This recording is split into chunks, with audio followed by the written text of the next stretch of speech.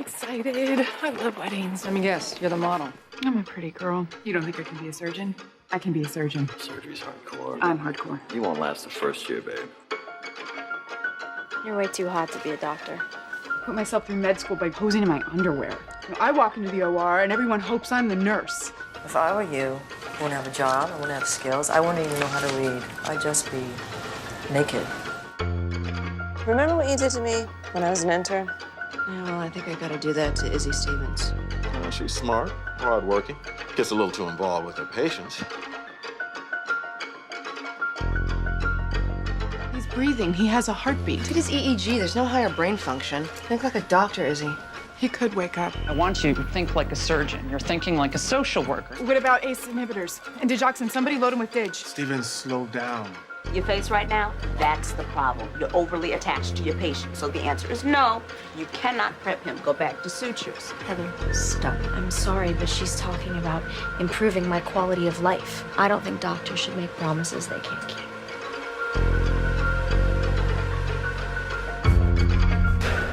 Izzie? I'm gonna sew him up for his family. You show a real gift with my specialty, and I have a lot to teach if you want to learn. Killed that baby. No, you didn't. She was gonna die anyway.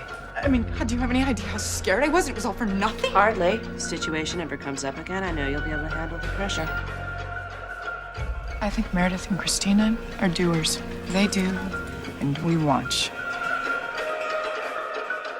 You're his doctor, Izzie, and he's your half-dead, possibly soon-to-be all-dead patient. I can't believe you just said that. Someone's got to. This will be the end of your medical career. I don't care about my medical career. Surgery, it's just a job. It's just a job. It's the thing you come home from, not the thing you come home to. I work 100-hour weeks. My patients have to come first. Love comes and goes. Surgery doesn't. He'll get the next heart. Yes. No! He needs to get this heart! You will not interact with any patients. You will not be alone with any patients. You will be seen and not heard. You will perform no procedures. The OR is off limits. No pre-op, no post-op. You have no authority. You have no opinions, and you have no choice in this matter. Am I understood?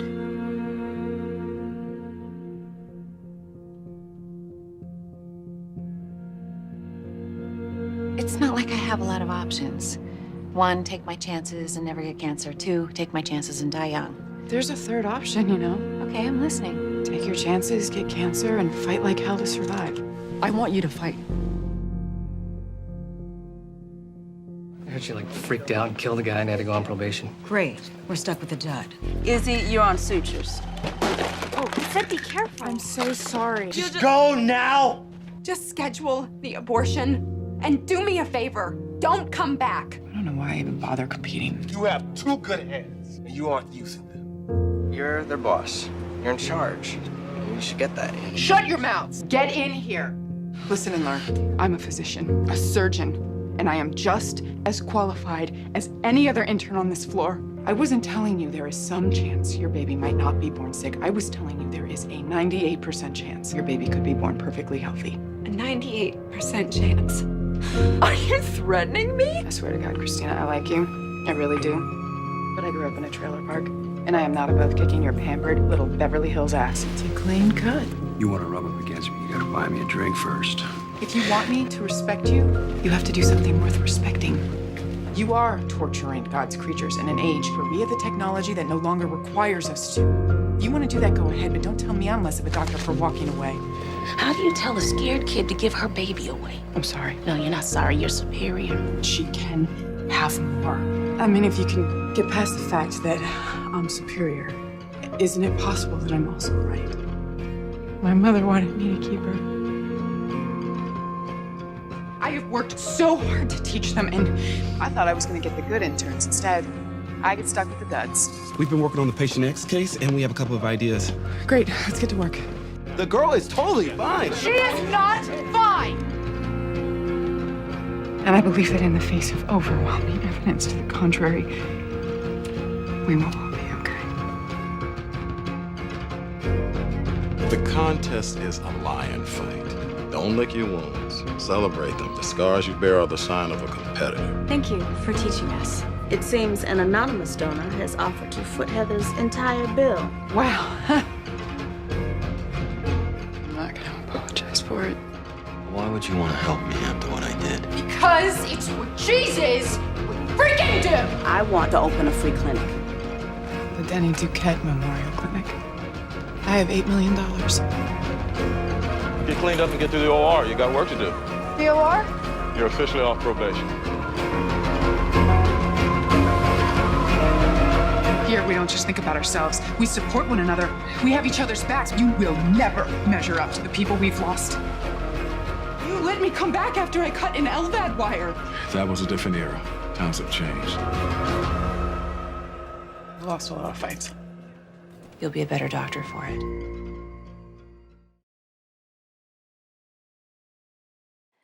Izzie is negatively characterized at the beginning of her residency as a model who is doubted to have the intelligence and personality to become a surgeon. Although much of this judgment is based upon her physical appearance, knowledge and bias towards her poor upbringing shape this perception. According to the scholarly journal, The Effects of Poverty on Children's Health and Development, a low-income household creates long-term cognitive effects for children who are raised in such an environment. The journal states that, because of economic limitations, poor parents have more difficulty providing intellectually stimulating facilities such as toys, books, adequate daycare, or preschool education that are essential for children's development. This can be applied to her being perceived as the underdog of her class, and also her willingness to engage in jobs with little stimulation such as lingerie modeling and waitressing. Isabel's current defensive behavior can also be pinpointed to her childhood.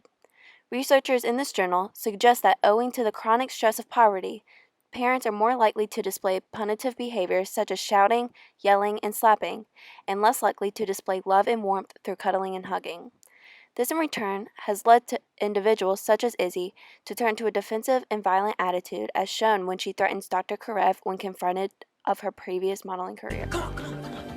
Let's go. What's going on?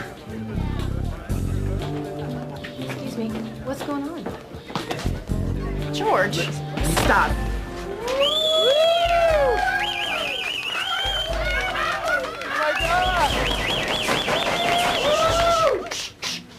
We have Bethany Whisper in our locker room. Oh boy, I guess they do airbrush out the tattoo, don't they?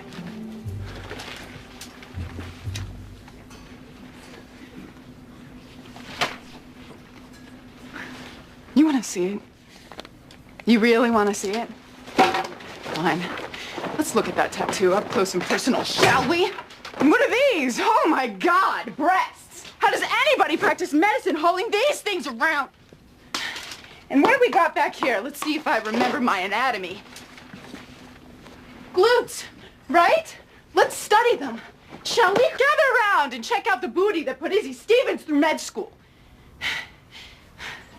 Have you had enough, or should I continue? Because I have a few more very interesting tattoos. You want to call me Dr. Model? That's fine. Just remember that while you're sitting on 200 grand of student loans, I'm out of debt. I'll take them down. Don't bother. Go! Isabel finds herself pregnant at the age of 16 to a daughter who she gives up for adoption immediately after her birth. The decision of adoption is not common among teen mothers nowadays, as societal expectations allow for teenage parenting. However, Izzie's decision of adoption revolves around the possibility of a better future for both her child and self. The American Academy of Pediatrics observed psychosocial issues of adolescent mothers following birth, and the most common among them were educational interruption, persistent poverty, limited vocational opportunities, and an increased risk of single parenting.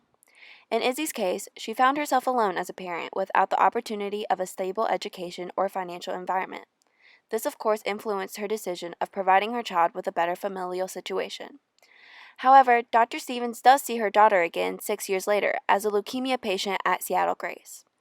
According to the section on adolescence within our textbooks, infants of teen mothers face a variety of physical ailments such as low birth weight, neurological problems, and childhood illness.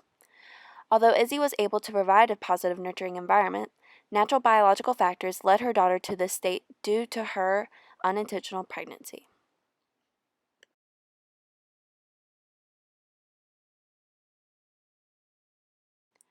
Before her marriage to Alex Karev, Izzie finds herself falling for a frail cardiac patient by the name of Denny Duquette, and they become engaged once he is believed to recover from receiving a new heart. However, as they are planning for their future, Isabel discovers that Denny unexpectedly dies following the surgery that was believed to save his life and the relationship. This sudden and intense drama leaves Dr. Stevens in a massive depressive state and is shown to be in shock and disbelief following his death. The textbook explains of a term used to describe those who have experienced trauma and is known as the dose-response effects. It states that the more severe the trauma or dose is, the worse the adjustment or response is following the trauma. Researchers suggest that those involved with trauma-induced individuals should reassure them of their safety and security and help them make sense of what happened. Isabel's friends show this immense support and reassurance to her after Denny's death, and Dr. Karev is displayed as a comforting figure. Research from the Journal of Consulting and Clinical Psychology also support the textbook's claims with their survey of 40 young and middle-aged adults who had recently become widowed. Support attempts most frequently mentioned as helpful in this journal were contact with a similar other and opportunity to express feelings. Those most frequently mentioned as unhelpful were giving advice and encouraging recovery. These findings were shown as Isabel found herself surrounded by friends who were gentle and free from pressure towards her loss.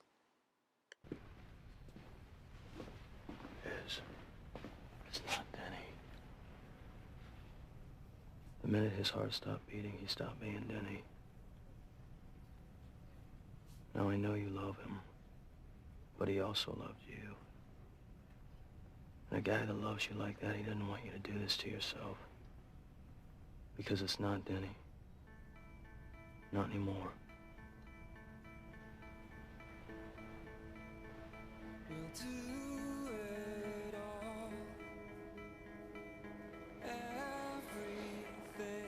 An hour ago, he was proposing. And now he's going to the morgue. Isn't that ridiculous? Isn't that the most ridiculous piece of crap you've ever heard?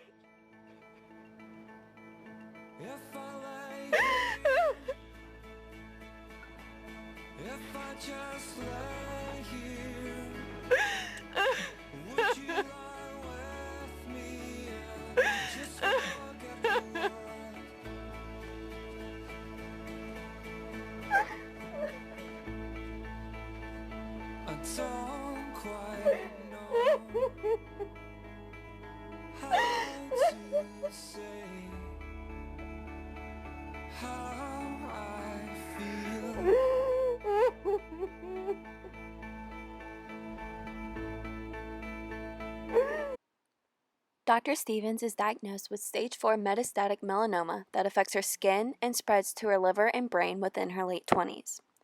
As an early adult, Isabel is normally characterized as being at the peak of her health. However, with such a severe diagnosis, it is revealed that she only has a 5% survival rate. The textbook states that emerging adults have few chronic health problems and experience fewer colds and small illnesses that are more commonly found in children and older adults. It is also revealed within the text that the 3 leading causes of death in early adulthood are accidents, most of which involve motor vehicles, homicide, and suicide. Although a diagnosis such as cancer isn't common, incidents of chronic illness do affect young adults like Izzie. The Journal of Clinical Oncology conducted questionnaires involving the disclosure of a cancer diagnosis to over 400 cancer patients among various ages. What they discovered was that younger patients were more accepting and hopeful about learning their diagnosis than the older population. Characteristics such as age, type of primary cancer, and disease stage were likely to influence one's inclination for disclosure. Isabel correctly exhibits this research through her willingness to know her diagnosis by the use of Patient X and knowing all of her options concerning her disease. Throughout her time on Grey's Anatomy, Isabel has had an on and off relationship with Alex Karev that eventually results in a temporary marriage during the midst of her cancer battle. American tendencies concerning marriage reveal that individuals are waiting longer to commit to a lifelong relationship with a partner. The textbook states that the average rate of marriage in the U.S. is currently 28 for males and 26 for females, and that emerging adulthood is a time frame during which most individuals are both sexually active and unmarried. Izzie accurately represents the text as her and Alex married during her late 20s, a time period where she has earned her doctorate and is a second-year surgical resident. Although marriage may seem as a stress-inducing lifetime commitment, the Journal of Marriage and the Family have developed research that support the claims of happiness after tying the knot. Conductors of this research, Stephen Stack and J. Rosh Eshelman, surveyed 17 countries, and they concluded that the relationship between marital status and happiness holds in 16 of the 17 nations. Being married was 3.4 times more closely tied to the variance in happiness than was cohabitation, and marriage increases happiness equally among men and women. This happiness may be linked to two processes that result from marriage: the promotion of financial satisfaction and the improvement of health. After Izzie and Alex are married, his undivided support and love for her increases their happiness, and as well as their joint financial earnings that help get Isabel through to remission.